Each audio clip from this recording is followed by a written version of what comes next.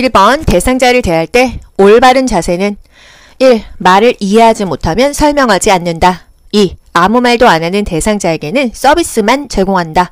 3. 대상자를 만질 때는 피부와 넓은 면적이 닿게 만진다. 4. 낙상 예방을 위해 가급적 휠체어로 이동한다. 5. 부축하거나 도움을 주어 혼자 움직이지 않게 한다. 정답은 3번 대상자를 만질 때는 피부와 넓은 면적이 닿게 만진다.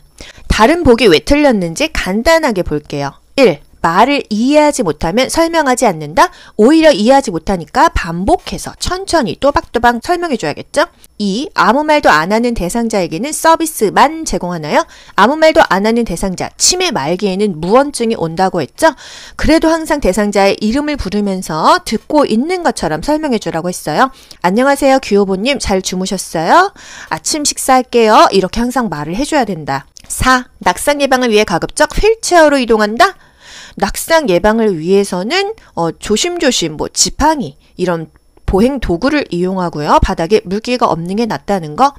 5번 부축하거나 도움을 주어 혼자 움직이지 않게 한다. 항상 도움을 주는 게 정답이 아니라고 했어요. 잔존 기능을 활용할 수 있게 하는 요양보호가 가장 좋다 했습니다. 움직일 수 있는 부분은 움직이게 하고 남아있는 기능을 최대한 활용해서 잔존 기능을 유지하는 것이 올바른 요양보호다. 2번 요양보호사가 대상자를 대하는 원칙 중 잘못된 것은 1. 무엇이든 강제로 하지 않는다.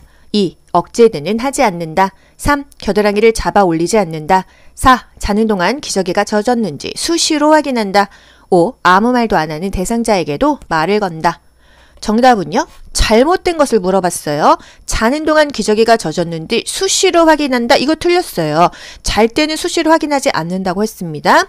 무엇이든 강제로 하지 않는다. 요거 맞죠? 억제를 하지 않는다. 맞죠? 겨드랑이를 잡아 끌어올리지 않죠. 왜? 그러다가 상처나고 욕창 생길 수가 있기 때문이죠.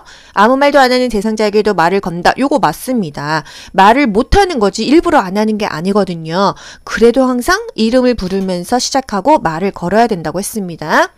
3번 연하곤란이 있는 대상자에게 식사를 제공할 때 주의 깊게 관찰해야 하는 것은 1. 배변 양상 2. 소화 능력 3. 청색증 4. 식사량 5. 경련. 정답은요? 청색증이죠? 연하곤란은 같은 말로 뭐죠? 삼키는 게 곤란한 거예요. 삼킴 곤란이라는 거죠. 삼키는 게 곤란하면은 사례가 걸리거나 기도가 막힐 수가 있어요. 그랬을 때 청색증이 온다. 청색증은 산소가 부족해요. 그래서 이 피부나 점막이 푸르스름해지는 것이 청색증입니다. 우리가 붉으스름해야 혈액순환이 잘 되는 건데 갑자기 산소 부족으로 푸르스름해진다는 거예요. 그래서 항상 기도가 막히는 것을 조심해야 된다. 연하곤란 환자 또는 사례가 걸릴 때 조심해야 된다.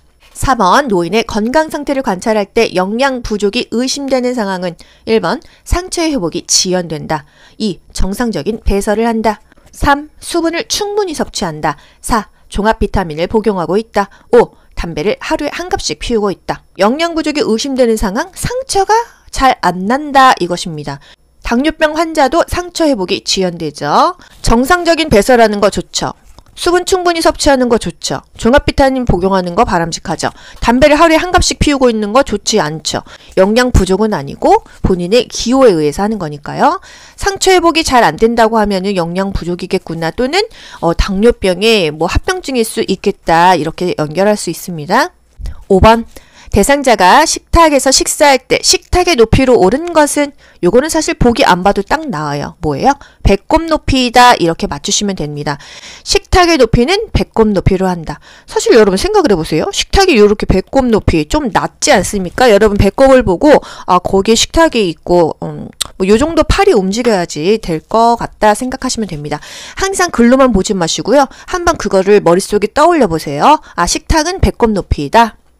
6번 요양보호 서비스 제공 원칙을 준수한 경우는 대상자의 가래를 흡인한다. 의료용이네요. 상황에 따라 서비스 비용을 청구한다. 대상자의 선호보다 시설의 규칙을 우선시한다. 응급상황에는 응급처치 우선순위에 따라서 처치한다.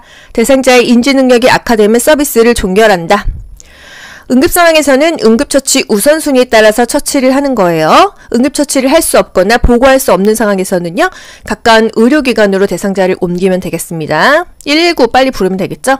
대상자의 가래를 흡인한다. 이거 의료행위예요. 의료행위는 요양보호사가 절대로 하지 않는다. 흡인, 비관, 삽입, 관장, 도뇨, 욕창관리, 투약 다 안 한다고 했어요. 여러분 투약이 뭐예요?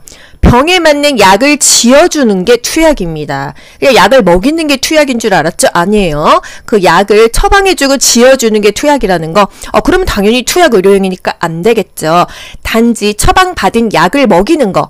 경구약. 경구가 뭐예요? 입으로 약 먹이는 거. 외용약. 발라주는 거예요. 빨간약 발라주고 소독약 발라주는 거. 이거는 가능하다 이 얘기입니다. 요양보호 서비스 상황에 따라 서비스 비용을 청구합니까? 아니죠. 재가급여는 15%, 시설급여는 본인 부담금 20% 내면 끝나요. 대상자의 선호보다 시설의 규칙을 우선시하는 게 아니라 항상 대상자가 우선입니다. 대상자 개인의 삶을 존중하죠. 대상자의 성격, 습관, 선호하는 서비스를 반드시 확인하고 요양보호 서비스를 제공해야겠어요. 대상자의 인지 능력이 악화되면 서비스를 종결합니까? 종결하면 안 되죠. 그럼 더 악화될 거 아니에요? 대상자가 상태 변화 등으로 서비스를 추가할 수도 있고 변경할 수도 있죠. 그랬을 때는 항상 보고를 해야 돼요. 의료적인 진단이 필요하다면 보고한다. 7번 다음 내용에 해당하는 노인장기 요양보험의 표준 서비스 유형은 병원 외래 진료에 동행하는 거 요양보호사가 집 밖에 있는 거죠. 그러면은 활동 서비스야. 어떤 활동? 요양보호사가 대상자의 개인적인 활동을 지원해주는 서비스. 이렇게 바로 딱 아셔야 됩니다. 대상자를 대신해서 공과금을 납부함. 어디서 납부해요? 공과금 은행 갈 수도 있겠죠. 요양보호사가 어디 있어요? 집 밖에 있죠? 활동하러 나갔죠? 대상자 개인적인 활동을 도와주러 나갔죠? 그러면 바로 개인 활동 지원 서비스가 됩니다. 이렇게 답을 바로 맞추시는 거예요. 요양보호사가 집 밖에서 하는 일이 있습니다. 외출 시에 동행, 일상 업무에 대행, 진짜 국가고시에 많이 나오잖아요. 외출 시에 동행은요, 말 그대로 동행이에요. 대상자와 요양보호사가 같이 동행해서 나갑니다. 은행 갈 수 있죠. 관공서, 병원 갑니다. 일상 업무에 대행, 대상자의 업무를 요양보호사 혼자 나가서 대행해야 하는 거예요. 대행. 약 타올 수 있고요. 은행 역시 갈 수 있죠. 물품 구매하러 갈 수 있잖아요. 그죠? 관공서를 이용할 수가 있습니다. 이게 바로 요양보호사가 활동하는 서비스이다. 대상자 개인적인 활동을 요양보호사가 도와주는 서비스이다. 요양보호사가 집 밖에 있다 하면은 개인 활동 지원 서비스예요. 개인 활동 지원 서비스, 요양보호사가 집 밖에서 하는 일이죠. 외출 시에 동행, 일상 업무에 대행이 있다. 집안일 하는 거, 취사, 청소, 정돈, 세탁, 그리고 이 취사, 밥하려면은 장을 봐야 돼요. 장보기는 일상생활 지원 서비스에 들어간다는 거. 하지만 물품 구매는요, 개인 활동 지원 서비스에 들어간다는 거를 비교하세요. 신체활동 지원 서비스는요, 스킨십이 필요합니다. 구강관리, 몸단장, 식사도움, 체위변경, 목욕도움, 화장실 이동 다 몸이 닿아야 되잖아요. 대상자와 요양보호사가. 이런 경우는 신체라는 말이 들어가야 되고요. 8번 다음과 같은 노인학대 유형은 집에 들어오지 못하게 한다. 나가지 못하게 한다 하면은 바로 신체적인 학대 여러분 아셔야 돼요. 요거 국가고시에 3번에 한 번씩 나오는 고질적인 문제입니다. 의료적으로 불필요한 약물을 복용시킨다. 생존 유지에 필요한 물품으로부터 단절시킨다. 집으로 못 들어오게 하고 못 나가게 하면은요. 신체가 고통받아요. 한겨울에 정신 이상한 딸이 노모를 집 밖으로 내쫓아서 저체온증으로 사망한 기사가 떴었습니다. 이게 바로 노인의 신체적인 학대로 사망에 이른 거예요. 의료적으로 불필요한 약물을 복용시킴. 먹지 않아도 될 약을 억지로 먹이는 것도 문제고요. 먹어야 될 기본적인 당뇨약, 혈압약, 심장약 이런 거를 안 줘도 문제입니다. 신체적인 학대예요. 생존 유지에 필요한 물품으로부터 단절시킨다.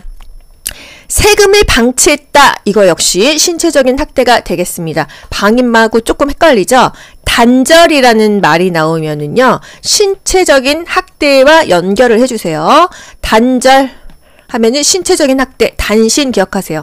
단절되었다 하면은요. 신체적인 학대랑 연결하세요. 9번 방문 요양 시 대상자의 팔다리에 타박상의 흔적이 있고 학대가 의심이 된다. 대처 방법은 신고해야겠죠. 그쵸? 신고한다, 개입하지 않는다, 상의한다, 확인한다, 어쩌고 한다. 신고한다가 답입니다. 신고 안 하면 벌금 얼마 내죠? 500만 원 내요. 어디에 신고해? 112에 신고하셔도 되고요. 노인을 보호하는 전문적인 기관, 노인보호 전문 기관에 신고하셔도 됩니다. 학대받는 노인을 법적으로 신고하는 기관이다. 노인학대 사례를 신고 접수받고 확인 개입하고 사례관리 절차 지원을 한다. 10번 재가 대상자가 요양보호사에게 성적인 신체 접촉을 할 때 대처 방법은 단호하게 한다. 이거 아니겠습니까? 거절 의사를 명확하게 한다. 시설에 입소시킨다. 큰 소리로 훈계한다. 거부 의사를 분명히 표현한다. 요거 정답이죠. 신체 접촉을 하는 이유를 물어본다. 신경 쓰지 않고 하던 일을 계속한다. 아니 뭐 신체 접촉을 하는데 어떻게 하던 일을 계속할 수가 있어요. 그죠? 항상 감정적인 대응은 삼가하고요. 단호하게 거부한다. 분명하게 의사 표현한다. 이게 답이 되겠습니다. 뭔가 부적합한 신체 접촉이 있을 때는요. 단호하게 거절하셔야 돼요. 11번 살에 걸리기 쉬운 대상자가 바나나를 먹고 싶어 할 때 대처 방법은 1. 불에 익혀서 준다. 2. 통째로 준다. 3. 얼려서 준다. 4. 긁어서 준다. 5. 한 입에 들어갈 크기로 잘라서 준다. 정답은요. 숟가락으로 긁어서 준다 되겠습니다. 살에가 걸리지 않게 이렇게 조금씩 먹는 거예요.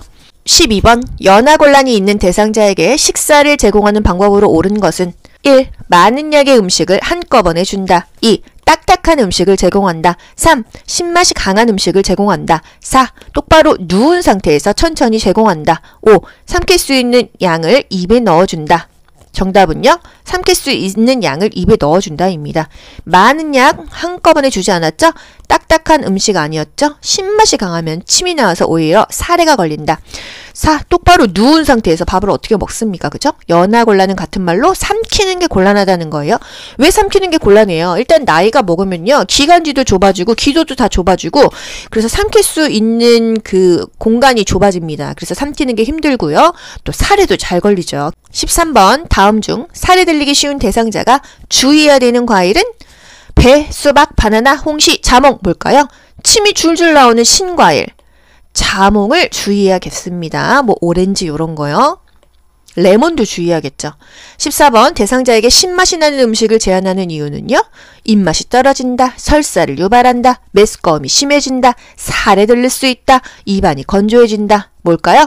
사례가 들릴 수 있잖아요. 우리 레몬 생각해보세요. 입에서 그냥 생각만 해도 침이 줄줄 나오죠? 살에 걸릴 수 있다. 15번 경관영양을 해야 되는 대상자. 편식하는 대상자, 영양 공급이 충분한 대상자, 식사를 거부하는 대상자, 의식이 없거나 혼수에 빠진 대상자, 의치를 착용하고 있는 대상자. 누굴까요? 경관영양은 콧줄을 꼽거나 이 위장에다가 구멍을 바로 뚫어서 유동식을 먹이는 거잖아요. 편식한다고 우리가 코로 밥 먹이나요? 영양 공급이 충분한 대상자? 아니죠. 또 식사를 거부한다고 바로 콧줄 꼽지 않죠. 의치를 착용하고 있다고 콧줄 꼽지 않죠. 의식이 없거나 혼수 상태에 빠진 대상자 또는 치매 말기에 입으로 씹는 것을 잘 못하고 잊어버리는 대상자, 삼키지 못하는 대상자에게 경관영양을 합니다. 16번 손목이 삐어 부종이 발생한 직후 초기관리법. 1번 손상 부위 압박, 손상 부위 내리기, 손상 부위 스트레칭, 고주파 요법, 전기관선 요법. 정답이요. 손상 부위를 압박하는 게 손목이 삐었을 때 부종이 생기지 않게 하는 관리 방법이 되겠습니다. 일단 손상 부위를 올려야 돼요. 올려야지 붙지가 않습니다. 손상 부위 스트레칭, 손상 부위는 건드리지 않습니다. 고주파 요법, 전기관선 요법, 우리가 뭐 의사는 아니잖아요. 그쵸? 손상 부위를 압박한다. 근골격계 질환 초기에 6단계가 있어요. 휴식이 좋다. 또 냉찜질. 초반에는 붓기 때문에 냉찜질을 한 3일 정도 합니다. 만성적인 관절염은 당연히 따뜻한 찜질이 좋겠지만요. 손상 부위를 압박해서 부종을 조절한다. 압박 붕대를 이용한다. 압박이라는 게 이 부종 관리법에 있습니다. 그리고 올려주고요. 아픈 부위를 고정시켜준다. 그리고 약물을 투여한다. 이건 병원 가서 처방받으면 되겠죠. 17번 대상자의 분비물이 묻은 물품을 처리하는 방법으로 옳은 것은 대변이 묻은 하의는 소각한다. 혈액에 묻은 침구는 삶은 후 찬물에 담근다. 가래가 묻은 상의는 소독용 알코올로 세탁한다. 분비물이 묻은 침구는 일반 세탁물과 함께 세탁한다. 가래가 담긴 흡인병은 분비물을 버리고 1일 1회 이상 닦는다. 요거 정답이죠. 재사용할 카테터는요. 분비물이 빠질 수 있게 물에 담가 놓는다. 카테터는 흐르는 물에 비벼서 씻는다. 고무 카테터는 흐르는 물에 비벼서 세척한다. 사용한 카테터는 물에 담가 놓는다. 일회용이 아니고 재사용할 거면은요. 항상 물에 담가서 씻죠. 대변 묻은 하의는 소각하는 게 아니라 배설물 묻은 우유나 물건은 따로 세탁한다 또는 별도 세탁한다. 혈액이나 체액은요. 찬물로 먼저 닦아야 그게 빠지죠. 그리고 나서 더운 물로 헹구던지 비누칠해서 닦으면 되겠습니다. 가래가 묻은 상의는 소독용 알코올로 세척하는 건가요? 역시나 별도로 따로 세척하면 되는데 소독용 알코올로 세척하는 건 아니다. 분비물이 묻은 침구 함께 세탁하는 게 아니라 별도로 따로 세탁하면 되겠습니다. 18번 노화에 따른 호흡기계 변화로 옳은 것은 선모 운동의 감소. 이거 맞지 않나요?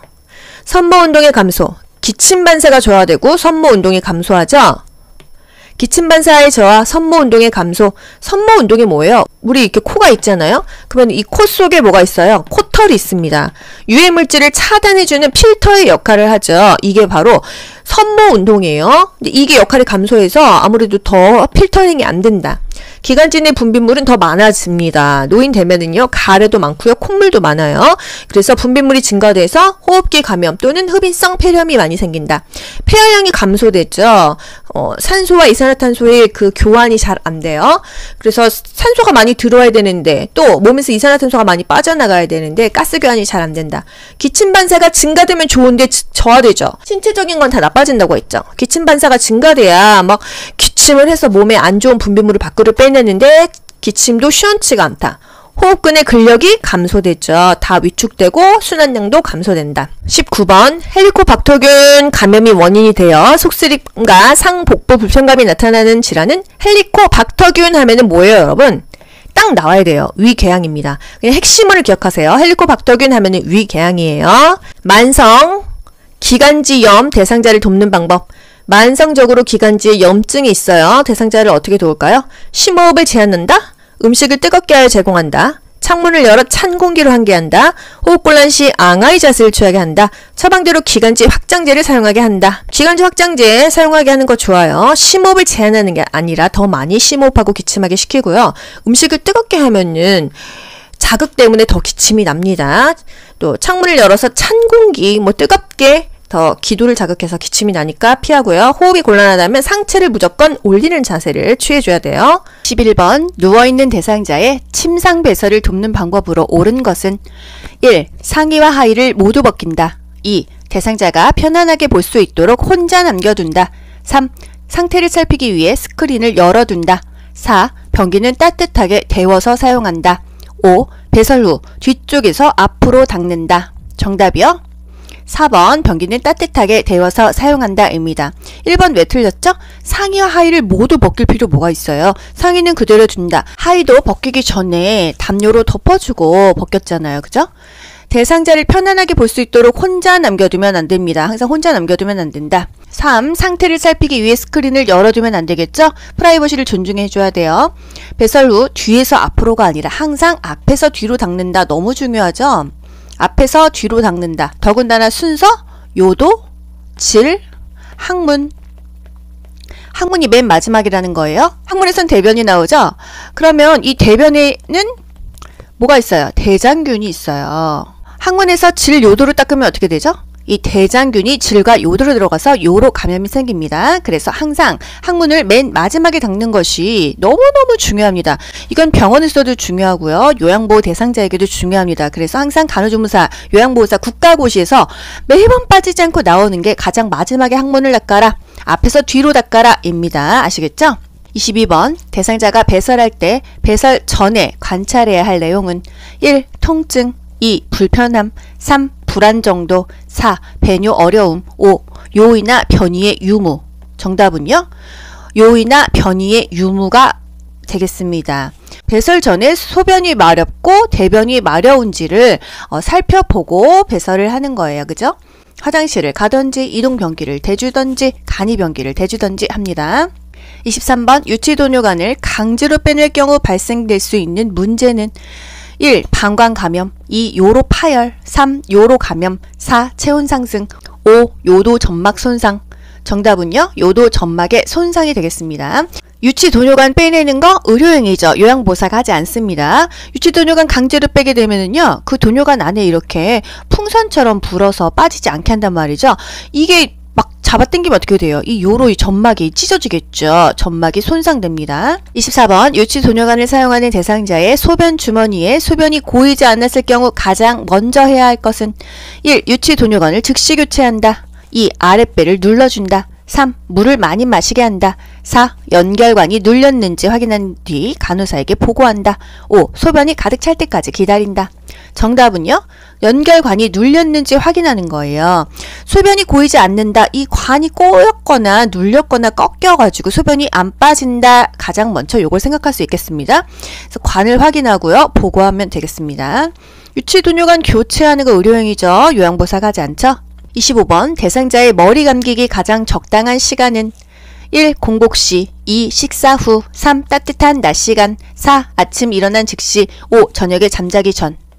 따뜻한 낮 시간에 머리를 감겨야 감기가 걸리지 않겠습니다. 26번 노화에 따른 감각기계 변화로 옳은 것은 시각, 청각, 후각, 미각, 촉각이 감각기계입니다. 통증에 대한 민감성이 증가하나요? 민감성이 둔감해진다. 뭔가 통증, 아픈 거는 많이 느끼는데 민감성은 감소돼서 둔하다. 고막의 소리 전달 능력이 증가하진 않죠. 더 안 들리니까. 고막이 두꺼워지고 음의 전달 능력이 감소한다. 같은 계열의 여러 색을 잘 구별하지 않죠. 파남보 구별 못해요. 파란색, 남색, 보라색 비슷비슷하잖아요. 그쵸? 눈성 난청이 발생하여 고음을 잘 들을 수 있다? 청력이 감소하기 때문에 더 못 듣습니다. 동공 지름의 감소로 빛을 받아들이지 못해서 밝은 곳을 좋아한다. 지름이 감소해서 빛을 잘 못 받아들입니다. 그래서 밝은 곳을 좋아합니다. 동공 지름이 줄어들어요. 요거 하나 기억하세요. 동공의 지름. 동공이 뭐예요, 여러분? 요 안에 이 동그라미, 요 눈이 이거 동공 아닙니까? 동공 지름이 쭈그라드니까 빛을 더 많이 받아들이지를 못해요. 그래서 눈부심은 증가하고 빛 수능이 어렵다. 27번 영양문제 발생 위험이 가장 높은 대상자는 인지기능이 저하된 대상자, 배변활동이 양호한 대상자, 사회활동이 활발한 대상자, 잇몸에 맞는 의치를 낀 대상자, 시력 교정용 안경을 쓴 대상자. 뭐 다 멀쩡한 거잖아요. 이게 제일 뭔가 문제가 있는 대상자가 되겠네요. 인지기능을 상실하면 일상생활을 수행하기가 어렵죠. 먹는 문제도 있고요. 옷도 잘 못 입고 뭐 모든 것들이 다 어렵습니다. 영양 문제뿐만이 아니라요. 28번 노화에 따른 뇌 분비계 변화로 옳은 것은 기초대사량은 감소한다. 기초대사량이 감소해요. 그래서 조금만 먹어도 살찝니다. 공복시 혈당이 상승해서 당뇨병이 많이 오죠. 갑상생 호르몬이 감소해요. 분비량이 감소한다. 뇌하수체 크기의 증가. 뇌하수체나 부신 등은 변화가 별로 크지가 않다. 그냥 뭐 증가도 아니고 감소도 아니고 그냥 비슷비슷하다 생각하시면 되겠습니다. 하지만 감소하는 게 있어요. 에스트로겐, 여성 호르몬이죠. 갑상선 분비 호르몬, 당 대사는 다 감소한다. 인슐린에 대한 민감성 감소. 사실 이거 암기 안 하면 어떻게 알아요? 인민감 이렇게 기억하기로 했잖아요. 그쵸? 인슐린에 대한 민감성이 감소한다. 인민감. 인슐린에 대해서 민감해야 되는데 민감하지 못하니까 인슐린은 혈당을 떨어뜨리는 호르몬이란 말이에요. 혈당이 떨어지지 않으면 당이 올라가니까 당뇨병이 생길 수 있겠죠. 그쵸? 공복 시에 혈당 수치는 증가해요. 공복 시에 혈당이 상승한다. 포도당의 대사 능력은 감소한다. 다 나쁜 쪽으로 가시면 되겠습니다. 기초대사량은 감소하고 갑상생 호르몬도 감소하고 뇌하수체 크기는 뭐 동일하다. 인슐린에 대한 민감성은 감소한다. 인민감. 29번 노인 대상자의 운동을 돕는 방법으로 옳은 것은 운동 전 복용하던 약을 중단시킨다. 현재의 운동 수준을 확인하게 한다. 강도가 높은 동작으로 시작하게 한다. 몸의 방향을 빠르게 바꾸는 운동을 한다. 취침 전 규칙적인 고강도 운동을 하게 한다. 여러분 이렇게 X표 그으면서 문제 풀어보세요. 현재의 운동 수준을 확인한다. 현재의 운동 수준을 평가한다. 맞는 말입니다. 복용 약물을 확인하고 운동해야지 약을 중단하면 안 되죠. 강도가 높은 동작이 아니라 개인 신체 능력에 맞는 운동을 해야 되는데 이왕이면 낮은 동작부터, 낮은 수준부터 시작해서 점차 강도를 올려야겠죠. 레벨업 시켜야겠죠. 몸의 방향을 빠르게 바꾸는 운동은 금한다고 했어요. 뭐 탁구, 배드민턴, 테니스, 순간 겹질리고 부러지고 다칩니다. 취침 전에 규칙적인 고강도 운동을 하는 게 아니죠. 규칙적으로 하는 게 좋고요. 너무 늦은 시간에 운동을 하는 것은 좋지 않고 또 너무 늦게까지 집중하는 일도 좋지 않다고 했어요. 30번 노인 수면의 특성, 수면량이 증가한다? 수면 중에 자주 깬다. 요거 맞지 않습니까? 그쵸? 수면 양이 줄어들어요. 수면 중에 자주 깹니다. 수면의 질이 높지가 않아요. 낮에 졸음을 덜 느끼는 게 아니라 낮에 계속 졸려요. 밤에 못 자니까. 밤에 못 자니까 낮에 졸리죠. 낮에 자면 또 밤에 잠이 안 와요. 악순환의 반복입니다. 정형외과에 연세 드신 분들이 정말 많이 오시는데요. 뭐 여기저기 아파서 물리치료 받으러 오시기도 하지만요. 수면제 처방 진짜 많이 받으러 오십니다. 수면제 처방, 그리고 뭐 허리 협착증 약 받으러, 또는 이 관절 아파가지고 염증 약 받으러, 그리고 뇌 영양제 정말 많이 처방 받으러 오십니다. 잠들기까지 시간이 길어요. 잠이 잘 안 옵니다. 수면 관리 어떻게 해야 돼요? 취침 시간을 일정하게 유지하고요. 매일 일정한 시간에 일어나는 게 좋겠죠? 카페인 좀 피하는 게 좋겠어요. 특히나 오후에는요. 저녁에 과식하지 않는다. 과식하면 꿀잠을 못 잡니다. 늦게까지 집중하는 일을 하지 않아요. 너무 늦게까지 텔레비전 보면은요, 뇌 각성 상태가 돼서 잠이 안 온다고 하고요. 너무 배고프면 잠 안 오죠. 그럼 배부르게 먹으면 안 되고요. 따뜻한 우유 한 잔 정도로 공복을 달래준다. 매일 규칙적으로 운동하거나 낮에 활동하는 게 좋겠다.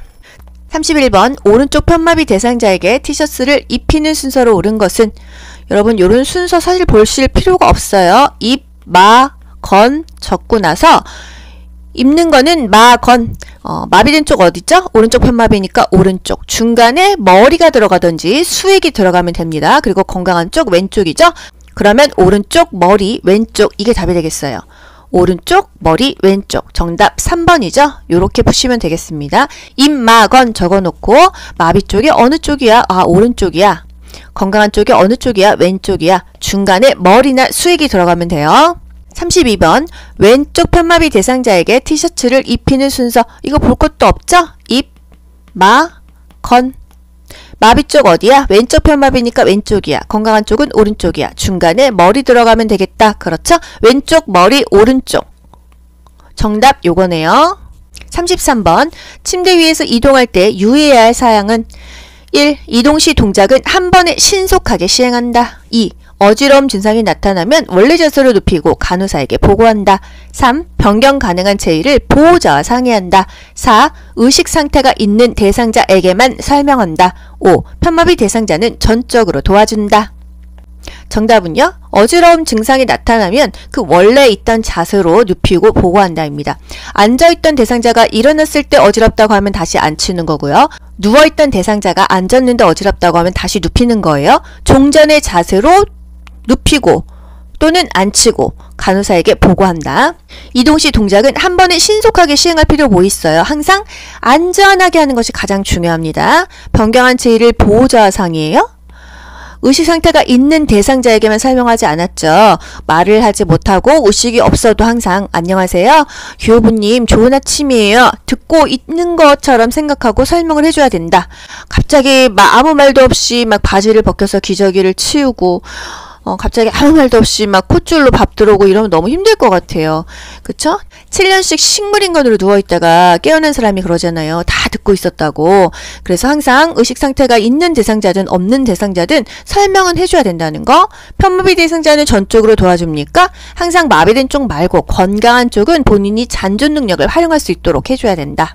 34번 대상자를 이동시킬 때 우선적으로 고려해야 될 사항은 신속성, 편리성, 안정성, 경제성, 책임성. 정답은요. 항상 안전한 게 가장 중요한 거예요. 요양보호는요. 그 대상자가 다치지 않도록 요양보호사가 주의를 해야 됩니다. 안전한 게 가장 중요하다. 35번 편마비 대상자를 옆으로 돌려 눕히려고 할 때 지지해야 되는 부분은, 이런 거 보면 헷갈려요. 상체 하나, 하체 하나 이렇게 지지하는 거 찾으시면 됩니다. 정답 어깨와 엉덩이가 되겠어요. 사람이 이렇게 있어요. 어깨 하나, 엉덩이 하나. 2번 목과 어깨 둘 다 상체죠? 3번 양쪽 팔 둘 다 상체죠? 4번 허리와 엉덩이 둘 다 하체 부위죠? 5. 한쪽 팔과 다리. 뭐 굳이 한쪽일 필요는 없다 이거예요.